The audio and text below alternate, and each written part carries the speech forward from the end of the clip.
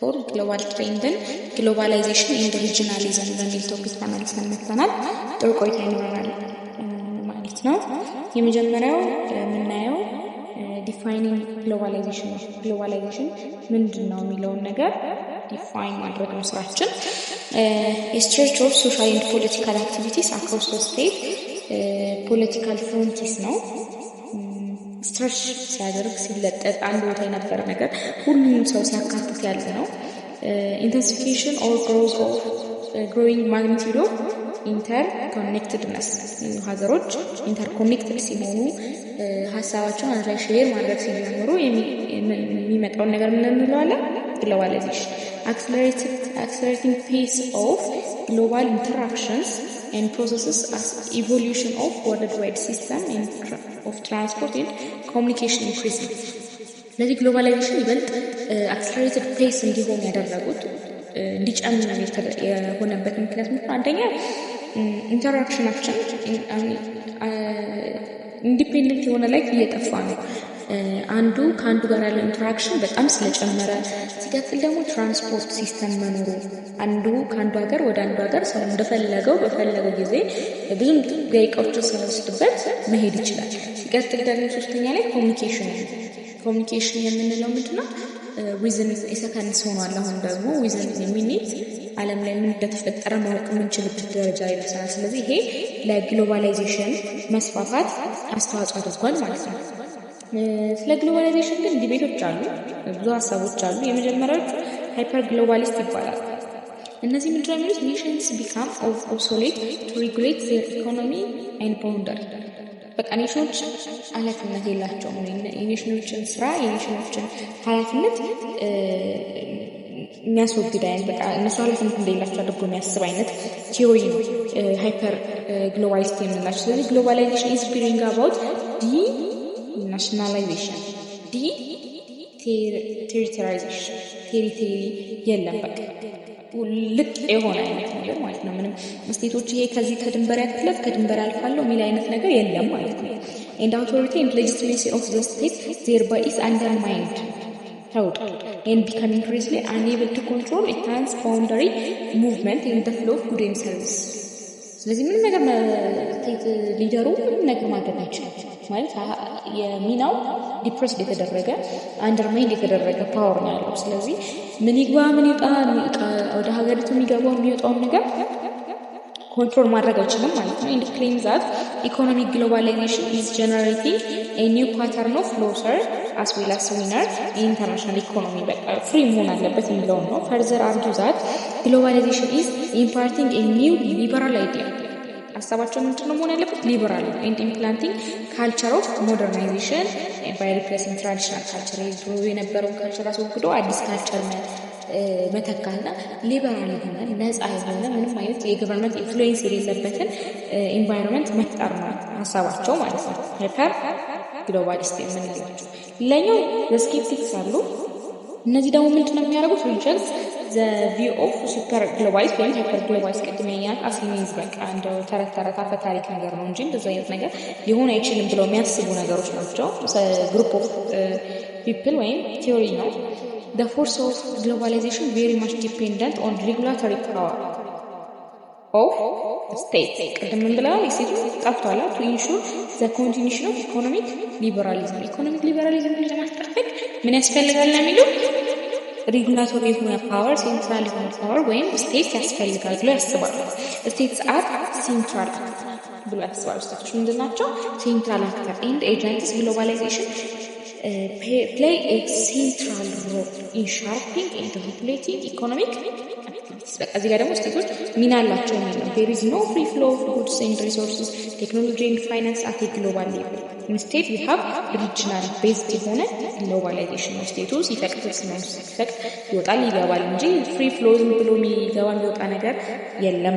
ግሎባላይዜሽን bring nothing new ምንም አዲስ ነገር አላመጣም ግሎባላይዜሽን and just crystallizing already existing ኖርዝ ኤንድ ሳውዝ ጋፕ ድሮ የነበረው ኖርዝ እና ሳውዝ ጋፕ እንዲሁ ይበልጥ አጠናክሮ መቀጠል እሱ ሰስቴን ማድረግ ነው እንጂ ግሎባላይዜሽን ምንም ያመጣው አዲስ ነገር የለም ብለው የሚያስቡ ናቸው። ሌሎቹ ትራንስፎርሜሽናሊስት የምንላቸው ናቸው።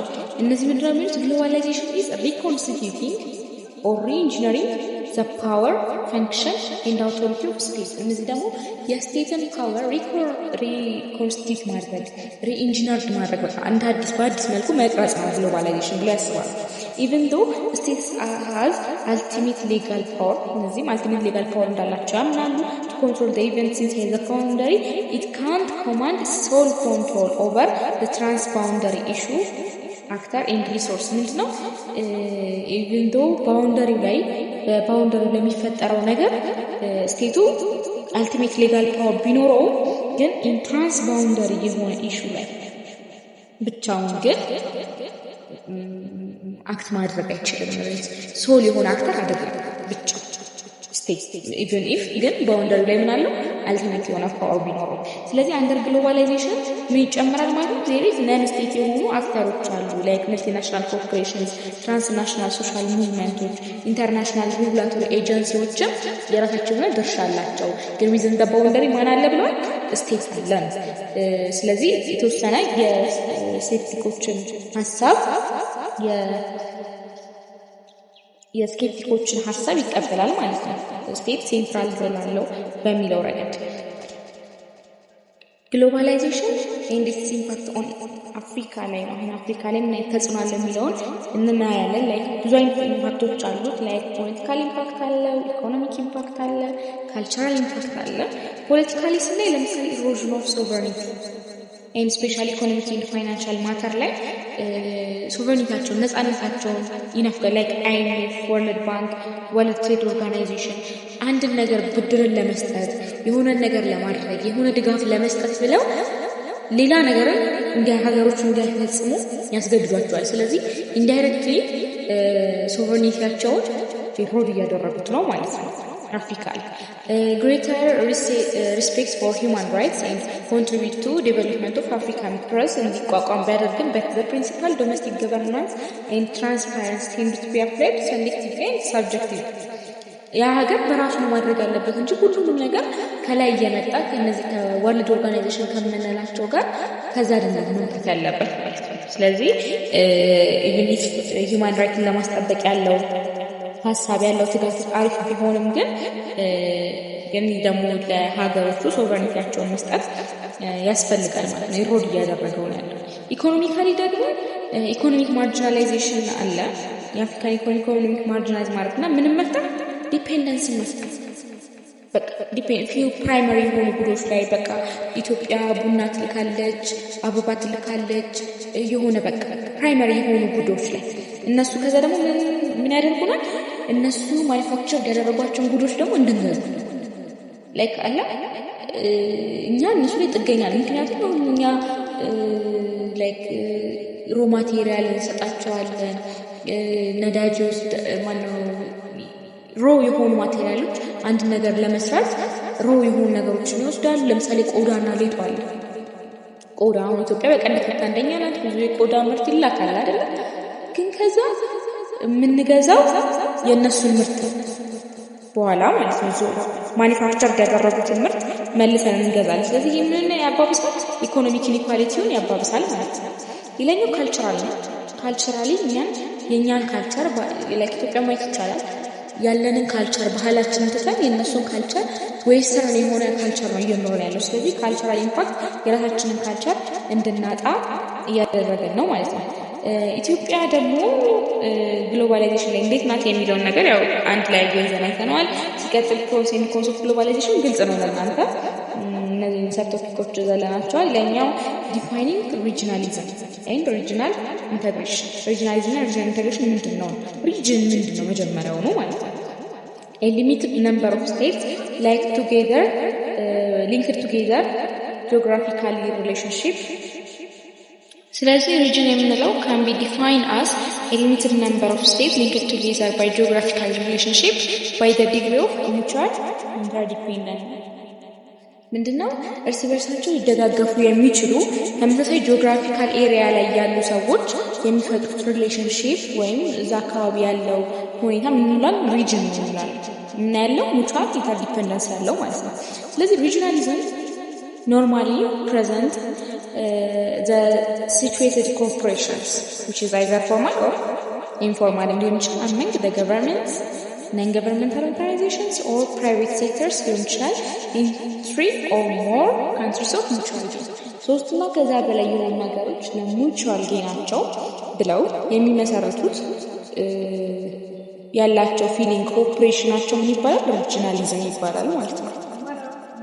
ከዛ ደግሞ ሪጂናላይዜሽን የምንለው ካምቢ ምን ሊሆን ይችላል the growth of societal integration within the region in given region including undirected process of social economic interaction among the units ስለዚህ ሪጂናላይዜሽን የምንለው ሶሳይታል ኢኮኖሚክ ኢንተግሬሽን ነው ማለት ነው። ስለዚህ ሪጅን የምንለው በአንድ አካባቢ within same የሆነ ጂኦግራፊካል ሪጅን ላይ ያሉ ከዛ ደግሞ ሙቹዋል ኢንተርዲፔንደንስ ያላቸው ሀገራት ቦታውን ያንን ቀጠና እንደምንለው አይነት ሪጅን እንለዋለን። ደን ያላቸውን ኮኦፕሬሽን ደግሞ አይዘር ቢ ፎርማል ሆነ ኢንፎርማል ገቨርንመንታል ሆነ ነን ገቨርንመንታል ወይም በፕራይቬት ሴክተር ሆነ የሚካሄደው ያንን ደግሞ ኮኦፕሬሽናቸው ሪጂናሊዝም እንለዋለን። ሪጂናላይዜሽን የሚለው ደግሞ የሶሳይታል የሆነ ኢንተግሬሽን ያ ኦልሞስት ኢንተርቼንጀብሊ ማለት ዴፊኒሽናቸው ተቀራራቢ የሆኑ አይነት ዴፊኒሽኖች ናቸው። ስለዚህ ኦል ሪጂናሊዝም እንለዋለን። ኦል ሪጂናሊዝም ማለት ሪጂናል ኢንተግሬሽን ኢን ዩሮፕ ለምሳሌ ኢን ቢዮንድ ከዛ ለምሳሌ ቱ አቺቭ ኤንድ ኮንሶሊዴት ፒስ ኤንድ ስቴቢሊቲ ተብሎ የተቋቋሙ ዩሮፒያን ኢንተግሬሽኖች አሉ።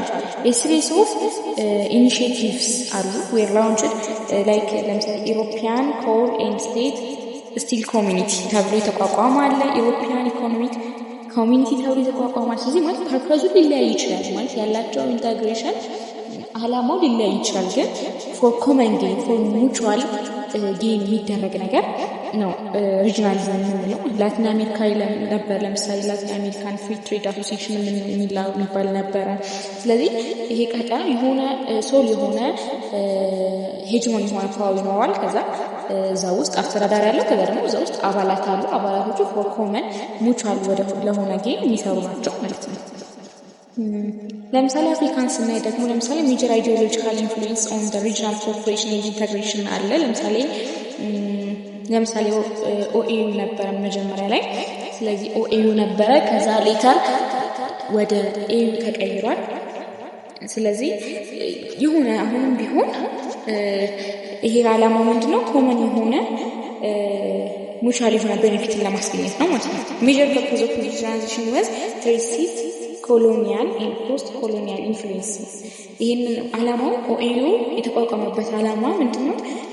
ዲዩሪንግ ኮሎኒያሊዝም እና ፖስት ኮሎኒያል የነበሩ ኢንፍሉዌንሶችን ማስወገድ። ይሄ ፕሮቴክሽኒዝም የሚባል ነገር አለ ማለት ይሄ ላይክ ሞግዚት አስተዳደር የነበረውን ያንን ነገር መቃወምና አፍሪካን ሀገሮች እንደ ሀገርነት ፉሊ ሶቨረኒቲያቸውን አስጠብቀው እንዲኖሩ ለማስቻል የተቋቋሙ ለምሳሌ ኢምፖርት ሰብስቲቲዩሽን ላይ ኢኮኖሚካሊ ዲፔንደንስ እንዲሆኑ ዲፔንደንት ሳይሆን ኢንዲፔንደንትሊ ራሳቸውን እንዲችሉ ኢምፖርት ያደርጓቸው የነበሩ ነገሮች ኢምፖርት ሰብስቲቲዩሽን ከውጭ የሚመጣውን ነገር በራስ መተካት ማለት ነው። ያንን እዚሁ በሀገር ውስጥ በእኛው ጥሬ ዕቃ በእኛው ኃይል ራሳችን እዚሁ ማምረትና ያንን ነገር መተካት አይነት ፕሮሰሶችን እነዛን አቺቭ ለማድረግ የተቋቋመ ድርጅት ነው ማለት ነው አፍሪካ ላይ ያለው የኦኤዩ። ሌላ ኒው ሪጂናሊዝም የምንለው ነው። ይሄኛው ደግሞ ምንድነው ሀሳቡ the spectacular increase in the number of regional trade agreement ሲጨምር የተፈጠረ ነገር ነው። extremely obtained and less protectionist type of regionalism ከኒዮ ሪጂናሊዝም የምንለው ፕሮቴክሽናሊዝም ላይ ምንድነው? ፕሮቴክሽናሊዝም ማለት የሀገር ውስጥ ትሬድ መጠበቅ መደገፍ። አሁን ለምሳሌ ኢትዮጵያ ውስጥ የቆዳ ምርቶችን የሚያመርት ፋብሪካ ቢኖር ከዛ ደግሞ ውጪ ላይ ደግሞ ኢትዮጵያ ታስገባለች አይደል? የቆዳ ሌዘር ፕሮዳክቶችን እናስገባለን አይደል? ፕሮቴክሽን መስጠት ለዚህ ሀገር ውስጥ ለሚመረተው ላይክ ታሪፍ መቀነስ፣ የታክስ መቀነስ፣ ማርኬቶችን ማመቻቸት፣ ኢዝሊ አክሰሲብል የሆኑ ማርኬቶችን እንዲቋቋም ማድረግ፣ መደገፍ። በቃ በተቻለ አቅም የተለያዩ ፋሲሊቲዎችን እንዲያገኝ ማድረግ፣ የመብራት፣ የውሃ መስተል ለዛ ነገር ያንን ለማምረት የሚያስፈልጉት ነገሮች በሙሉ ማቅረብ። ነው ፕሮቴክሽናሊዝም። ስለዚህ እና ደግሞ ኢምፖርቱን መቀነስ፣ የዚህ አይነት ገባውን ኢምፖርት መቀነስ፣ እዛ ኢምፖርት የሚደረገው ምርት ላይ ታሪፍ መጣል። ስለዚህ የዚህ ሀገር ውስጥ ምርት ተጠቃሚ ኖሯል። አንደኛ ተሰብል ሆኗል፣ ታክስ ተቀንሶለታል። ስለዚህ በደንብ እየተረፈ በደንብ መስራት ይችላል። ብዙ ሰፖርቶችን ለሀገር ውስጥ ለሚመረተው ምርት መስጠትና የውጭ ምርት ደግሞ እንዳይገባ ማድረግ ወይም ደግሞ ከገባ ታክስ መጨመር፣ እንደዚህ አይነት ነገሮችን በማድረግ የሀገሪቱ ልማት የሀገሪቱ ቆዳ ፋብሪካ ማሳደግ ማለት ነው ፕሮቴክሽናሊዝም። ስለዚህ ይሄ ኒዮ ሪጂናሊዝም የምንለው ኒዮ የሆነ ሪጂናሊዝም ፕሮቴክሽኒስት ታይፕ ላይ ለስ ነው ማለት ነው። ስለዚህ አንቲ ሄጅሞኒክ የሆነ ታይፕ ነው። በተጨማሪ ደግሞ ይሄ ምን ማለት ነው? ሱፐር ፓወሮች እንዳይኖሩ ማድረግ እና ሪጂኖቹ ዊዝን ዘምሰልቭስ በራሳቸው እርስ በርስ በሚያደርጉት ግንኙነት ብቻ ዲፔንድ የሆነ ግንኙነት እንዲኖራቸው እንጂ ሄጅሞኒክ የሆነ ፓወር እንዳይኖር አንቲ ሄጅሞኒክ የሆነ ነው። ኤንድ ራይዝ ኦፍ መልቲ ዳይሜንሽናል ኢንፍሉዌቲክ ታይፕ ኦፍ ሪጂናሊዝም መልቲ ዳይሜንሽናል ነው። በአንድ ሀሳብ ቅድም ያየናቸው ኦልዶቹን ካየን ለምሳሌ ኢሮፒያን ኮል ኤንድ ስቲል አሶሲዬሽን ከተባለ ምን ላይ ነው? ስለዚህ ፎከሱ ኮል ኤንድ ስቲል አይደል? በቃ ዲፋይን አድርጎ እዚህ ላይ ነው ህብረታቸው ማለት ነው። እዛ ትሪቲ ላይ ተፈራረሙ የዛ አባል የሆኑ ሀገሮች ስምምነታቸው እዛ ላይ ብቻ ይሆናል ማለት ነው። ግን እዚህ መልቲ ዳይሜንሽናል የሆነ በሁሉም አቅጣጫ ሴኪሪቲ፣ ትሬዲንግ እና ብዙ ነገሮችን የያዘ አይነት ነው ኒዮ ሪጂናሊዝም ማለት። ኢንክሪዚንግ ኢምፖርታንስ ኦፍ ዘ ሬንጅ ኦፍ ቢዝነስ ኢን ሲቪል አክተር ኢን ሪጂናሊዝም። ስለዚህ ሪጂናሊዝም ከስቴቶቹ ባለፈ ሲቪል አክተሮች፣ ሲቪል ሶሳይቲዎች በብዛት እንዲኖሩ ማድረግ ነው ሀሳቡ ማለት ነው። ሌላኛው ሜጀር ቲዮሪስ ኦፍ ሪጂናል ኢንተግሬሽን ነው። ሪጂናል ኢንተግሬሽን ላይ ያሉ ቲዮሪዎች አሉ። የመጀመሪያው ፈንክሽናሊዝም ነው። ሪጂናሊዝም ኢዝ ዘ ሞስት ኢፌክቲቭ ሚንስ ኦፍ ሶልቪንግ ኮመን ፕሮብሌምስ ብሎ ያምናል። Regional organizations were built up to cope with one common problem and spill over other problem in the area of cooperation. Functionalism ኮመን የሆኑ ፕሮብሌሞችን ሰርቭ ለማድረግ ሪጂናሊዝም ይጠቅማል ብሎ የሚያስብ ቲዮሪ ነው። ስለዚህ የሆነን ችግር ኮመን ፕሮብሌም እንፈታለን፣ ደንም ሌሎችን እንፈታለን እያለ እንቀጥላለን። ስለዚህ ፈንክሽናል ስፒልኦቨር እና ፖለቲካል ስፒልኦቨር ይኖራል ማለት ነው። ስለዚህ ፈንክሽናሉ ሞር ብሮድ ኤንድ ዲፕ የሆነ ፈርዘር ኤሪያዎችን የሚያይ ነው። ፖለቲካል የምንለው ደግሞ ኤግዚስቲንግ ኦፍ ሱፕራናሽናል ኢንስቲትዩሽንስ ውድ ሴት ኢሞሽን ኦፍ ሰልፍ ሪኢንፎርሲንግ ፕሮሰስ ራሳቸውን ማበረታታት shifting loyalty from nationalism towards regionalism. you see ናሽናሊዝም የነበረውን አሁን ምንድነው ለምሳሌ በኢትዮጵያ ደረጃ ብናመጣው ሀገሬ ኢትዮጵያ እንላለን አይደል? ከዚህ ከኢትዮጵያ ከማለት ደግሞ ወጥተን አፍሪካ እያለ እንድናወራ በቃ ይሄ ምስራቅ መጀመሪያ ከአፍሪካ ምስራቅ አፍሪካ ይሄ አፍሪካ ቀንድ የሚባል ሀገር ውስጥ ነውና እንደ አፍሪካ ቀንድ አፍሪካ የአፍሪካ በቃ ያነ ሞር ውስጣችን ፕሮናውንስ እንድናደርገው ከዛ ደግሞ ቀጥለን አፍሪካ እያለን እንድንሄድ ከናሽናሊዝም ኢትዮጵያ ከሚለው ሀሳብ ሰፋ እያደረግነው ወደ ሪጂናሊዝም ሀሳብ እንድንገባ የሚያግዘን ነው ብሎ ፈንክሽናሊዝም ሪጂናሊዝም ከዚህ አንጻር ነው የሚያስበው። ከዛ ሁለተኛ የመጣው ምን አለ? ኒው ፈንክሽናሊዝም አለ። አኮርዲንግ ቱ ሊንደንበርግ ዘ ፎሎዊንግ ፕሪኮንዲሽንስ አር ሰክሰስፉል ፎር ሰክሰስ ኦፍ ኢንተግሬሽን። እነዚህ ፕሪኮንዲሽኖች ያስፈልጋሉ ይላል። ለምሳሌ ሴንትራል ኢንስቲትዩሽንስ ኤንድ ሴንትራል ፖለቲክስ ሹድ ቢ ስታብሊሽድ ዲቨሎፒንግ ሪፕሬዘንቲንግ ኦፍ ሪጂናል ሴንትራል የሆነ ኢንስቲትዩሽን ያስፈልጋል፣ ሴንትራል የሆነ ፖሊሲ ያስፈልጋል ብሎ ያስባል። ከዛ ቀጥሎ their task and capacity to implement those tasks should go well beyond the mandate of national normal international institution. በደንብ መስራት አለባቸው። ስለዚህ እነዚህ የተፈጠሩ ሴንትራል የሆኑ ኢንስቲትዩሽኖች ሴንትራል የሆኑ ፖሊሲዎች የመሰረት ናቸው። በጣም ፓወርፉል ሊሆን ይችላልና ታስከን በአግባቡ መተግበር እንዲችሉ መሆን አለበት ማለት ነው። their task should be inherently expansive and they should become linked between interests of member states. ስለዚህ ዞሮ የእነሱን ሀሳብ የሜምበሮቹን ሀሳብ ማስፈጸም ይሆናል አላማቸው ማለት ነው። ስለዚህ ኒው ፈንክሽናል ፎከስ ኦን ፖለቲካል ኢንተግሬሽን ላይ ፎከስ ያደርጋል ማለት ነው። ያኛው ቀደም ፈንክሽናል ስፒልኦቨር እና ፖለቲካል ስፒልኦቨር ብለን ከፍለነው ነበር። ሌላኛው ኢንተር